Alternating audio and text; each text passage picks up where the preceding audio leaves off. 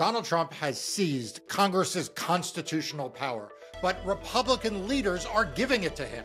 Representative Jamie Raskin is here to discuss. Welcome back to Defending Democracy. I'm Mark Elias. Let's get started. Congressman Raskin, welcome back to Defending Democracy. Thank you for having me, Mark. Delighted to be with you, of course. All right, so I need everyone to hear from you because you are both the foremost scholar in the Congress about congressional power, the Constitution, executive branch power, and also you're just a super smart member of Congress who understands how the body works. So let me start with something that I don't understand. So you got Article 1 of the Constitution, which is the Congress and lays out Congress's power. You got Article 2, which lays out the executive branch's power, and you got Article 3 that lays out the judicial branch. And I think the founders had in mind that the most powerful of these branches would actually be the first, would be Article 1, right, would be Congress, and that it would jealously guard its authority, particularly its ability to spend money and its ability to to issue taxes, that it would jealously guard this power from a rapacious executive. That does not seem to be happening. So what do you make of this? Either put on your constitutional law hat or put on your member of Congress hat, but what do you make of this? Well, in one sense, this is a decades-long process of erosion of congressional lawmaking power, but this is a dramatic and sudden jump into the unknown with the president basically defying Congress and congressional statutes and appropriations at every turn. But to go back to the beginning, Mark, look, we had a revolution against a king, against a monarch. The first three words of the Constitution are "we the people." And then after you get through our beautiful preamble, it leads right into the creation of Article 1. All legislative power is vested in the Congress of the United States. The sovereign power of the people to create the Constitution flows right into congressional power of lawmaking. And you know, Article 1 lays out everything from regulating commerce domestically and internationally to the power to declare war, budgets, taxes, you name it. And even in Article 1, Section 8, Clause 18, and all other powers necessary and proper to the execution of the foregoing powers, right? Then you get to Article 2. My colleague Jim Jordan's been running around TV saying, the Article 2 says in the first sentence, all executive power is vested in the president. Yeah, that's true. But what is the executive power, right? When you get past commander-in-chief of the Army and Navy in times of actual conflict or when the militia's been mobilized, what's the core job of the president? To take care that the laws are faithfully executed. That's it. To take care that the laws are faithfully executed. The Articles of Confederation didn't even have a president, right? And then they thought that that was too inefficient. There was nobody to keep things going and to move the bureaucracy when Congress wasn't in town. And then the president was created, but very clearly in a secondary position. As Madison put it in the Federalist Papers, the legislative branch is the predominant branch of government. So sometimes my colleagues will get up, even Democrats will say, we're three co-equal branches of government. And I just want to say, first of all, co-equal is not even a word. Okay, that's like extremely unique or something like that. Secondly, the claim that we're three equal branches is just ridiculous. I mean, when you get to Article 2, you've got 4 short sections. One section is all about how you impeach a president for treason, bribery, and other high crimes and misdemeanors. If we're co-equal or equal or equivalent or whatever, why do we have the power to impeach and try and convict a president, and he doesn't have the power to impeach and try and convict us? The framers were clearly a lot more afraid of a president purporting to be a king or arrogating the powers of a dictator than it was afraid of Congress. All of the people coming from this great, huge, vast, diverse country from different points of views and working together and split between the House and the Senate with bicameralism. So as Washington told Jefferson in that famous anecdote, it's like, pouring your tea from the saucer into the cup so it can cool off a little bit, right? and the Senate is supposed to allow the passions and tempers of the House of Representatives to cool off a little bit. But in any event, Congress is the law-making branch. We also have the power of the purse. We've got the power to spend, right? And you know this, Mark. An Appropriations Act is just another federal law. It's like a law against assaulting federal officers. And they should show more respect for both the law against assaulting federal officers and for an Appropriations Act. Appropriations Act is not a budgetary recommendation or a point of negotiation or a bargaining chip with the president. It's a law. You follow the law. Take care that the laws are faithfully executed. Do your job. Yeah, and I want to emphasize one thing you said and add a little bit to it. You know, you point out that the impeachment power, both for Article 1 and Article 3, the judiciary rests solely with Congress. And there is no parallel, the president cannot remove members of Congress. The judiciary can't actually remove members of Congress. People always ask me, you know, why is it that, you know, so-and-so can be convicted of a crime and they can still run for Congress or they can still be in Congress? And the answer is because only Congress can decide who, in more specifically, each chamber decide its members. And there is an opinion. And even that is according to the Constitution. That's the qualifications clause. Correct, the qualifications clause. And I was about to say, there's actually a very insightful opinion by then Circuit Court Judge Scalia, later Justice Scalia, in which he basically says that this is a power that that the power to remove members of Congress rests solely with their members under the qualifications clause, and that it has to be that way.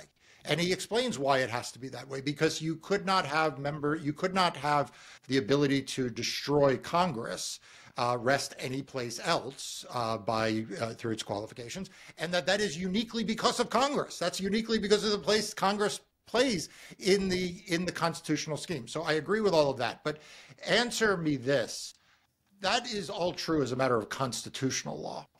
Why is that not a matter of political will right now? I mean, if you are the Speaker of the House, you are the third in line to the President of the United States. I mean, it was, you know, I am, you know, old enough to remember all the way back to Nancy Pelosi being the Speaker and speakers before.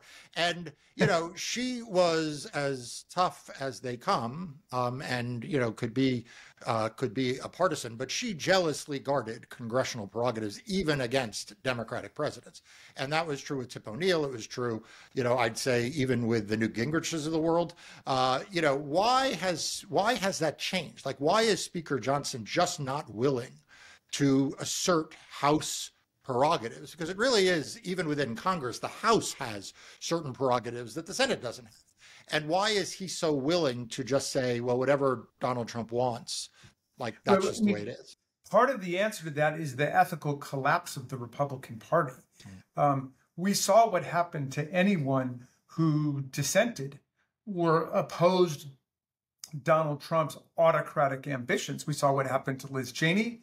We saw what happened to Adam Kinzinger, Mitt Romney, you name it. I mean, there were 10 Republican House members who voted to impeach. There were 7 Republican senators who voted to convict, and the vast majority of them are gone. And that's almost Donald Trump's predominant motivation.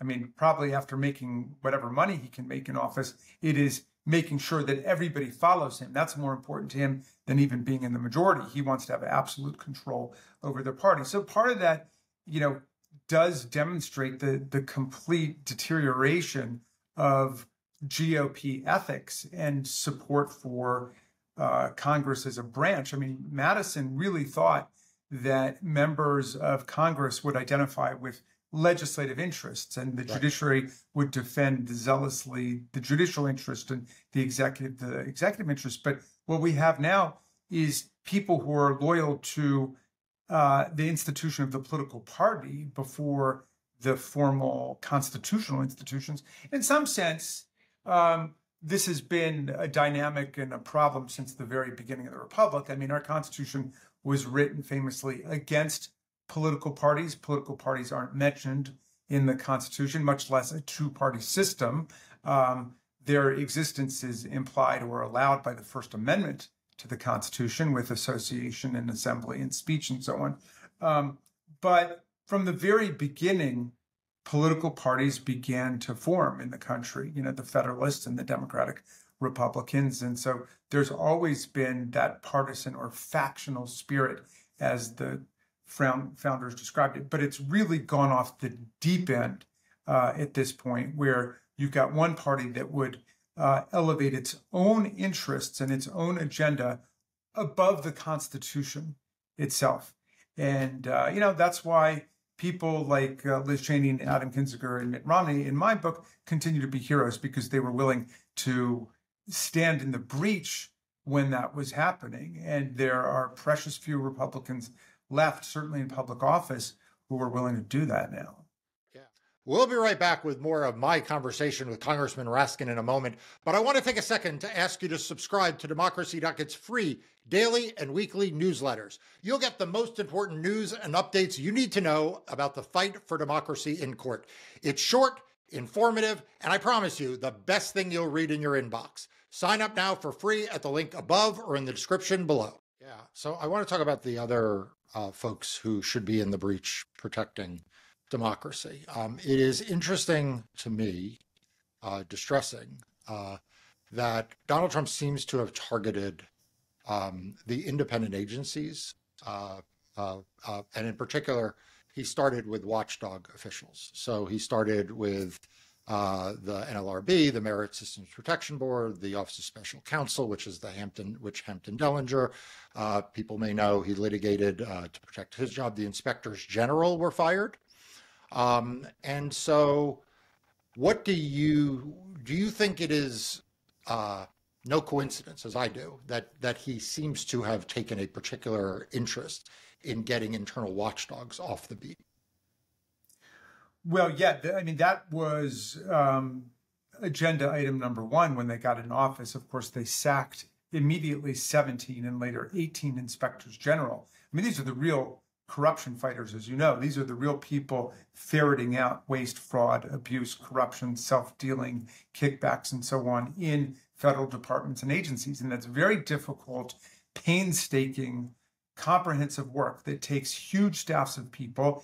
And when you do it, you bring in forensic auditors and accountants. You don't bring in computer hackers who go and get everybody's data. And so they sacked the real corruption fighters in the government. They cleared them out of the way. They dismantled enforcement of the Foreign Corrupt Practices Act. They disbanded numerous task forces in the Department of Justice, like the Anti-Kleptocracy Task Force, which were designed to stop foreign corruption of American politics and business. And then they basically unleashed the DOGE people on all of our data in all of the departments and all of the agencies. And so, the Elon Musk and the band of computer hacker juvenile night raiders, these people are not opponents of corruption. They're instruments of corruption and lawlessness against the rights of the people. Yeah. So I have two questions about that. The first is, as a law professor, how do they fit into or don't fit into the constitutional structure? And number two, what can people do about it? Because people are worried that their data has been compromised.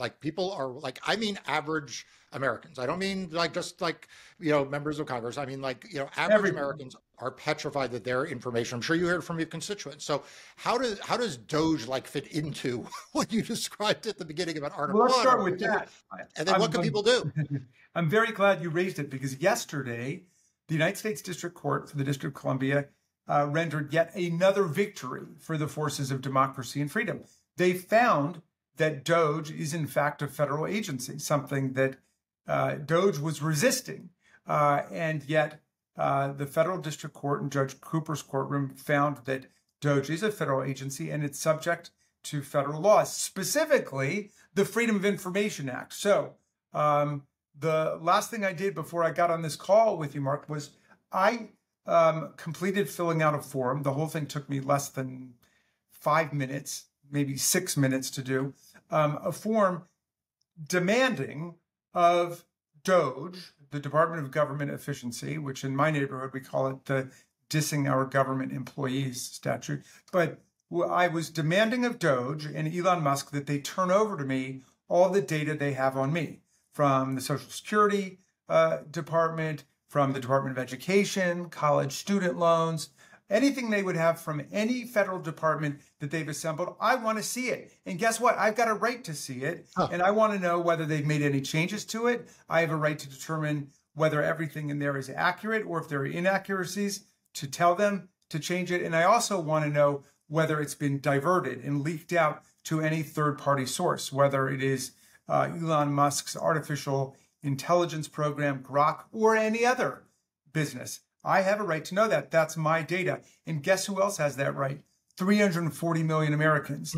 And for the cost of a stamp, you can write in to the Department of Government Efficiency, fill out their form, and say, give me all this information. Now, I don't know if DOGE is set up to answer FOIA requests. I don't think they were thinking a lot about the public interest. But hey, this is the magic and the paradox of being part of government. There are people who want to go into government because they can get as much as they can out of it. That's Elon Musk, right?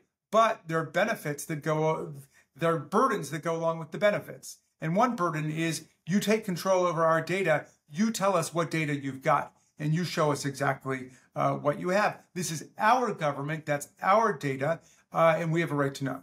Well, that's great actual information for everybody to hear.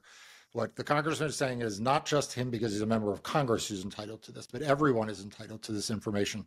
So it's something that anyone can do. Well, everywhere I go, Mark, are saying, what can we do? What can we do? And, people go to rallies and then the next minute they're saying, what can we do? Here's something every American can do and ought to do.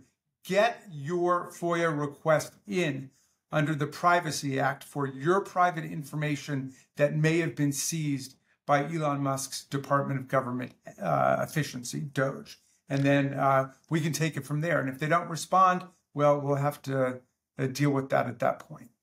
The other thing that people are asking about, and I don't want this to turn too wonky, but you are a constitutional law professor, people are worried that he seems to be able to fire people who are not supposed to be fired. Like on the one hand, they hear that like there are people who are protected from arbitrary firing.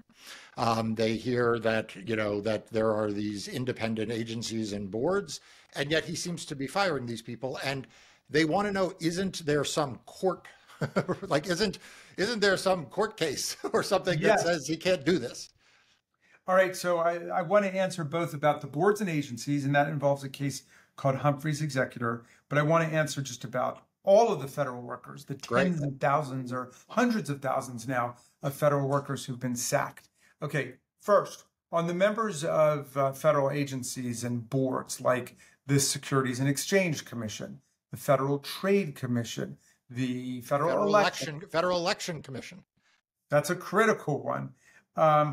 On all of these things, basically since the New Deal, there has been a doctrine which has said that while the president gets to absolutely nominate his own cabinet secretaries and his political subordinates under his budget, his executive budget, he does not have the right to hire and fire the members of these bipartisan boards and agencies.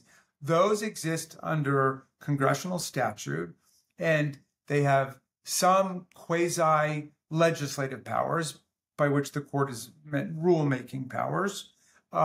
They have some quasi-executive powers. They can enforce rules, whether it's the SEC enforcing rules against insider trading or the Federal Election Commission enforcing rules against illegal campaign expenditures, okay?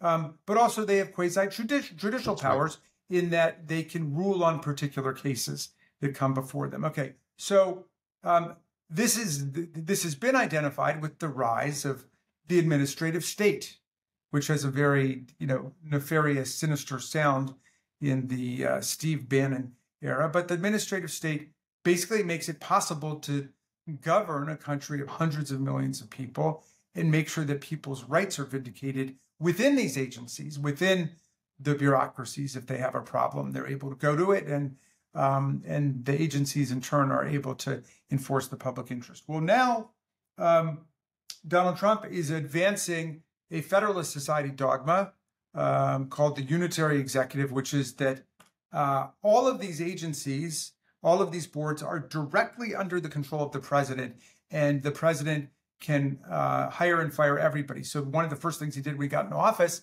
this time was he sacked all of the Democrats who served, for example, on the Federal Election Commission or the Federal Trade Commission and so on. He sacked all of them, saying that was under his unilateral control. They seem like they're chomping at the bit to get this question before the Supreme Court, where they believe they have a sympathetic majority. The rationale for allowing this before was that that the president's job is to take care that the laws are faithfully executed. There are laws setting up these boards and agencies, and none of those boards or agencies in any way interfered with the essential powers of the president and the executive. But now they want to say, no, basically they're under the vertical control of the president. So we'll see if that happens. It will be a landslide reversal and turnabout in terms of administrative law and public law in America to say, I mean, imagine if President Trump actually controlled the Federal Election Commission. Right. He would obviously use it to attack all of the Democrats, the way he's using the Department of Justice right now, and to go after his political opponents. And if the FEC found anything done wrong by one of his supporters, one of his allies, he would immediately force them to drop the charges, the way he's doing with Mayor Adams in New York, who's decided to cut a deal with Donald Trump. And, you know, he was willing to lose 6 or 7 top conservative Republican prosecutors rather than just follow the law. No, the president cannot make a trade for someone in order to destroy a grand jury indictment.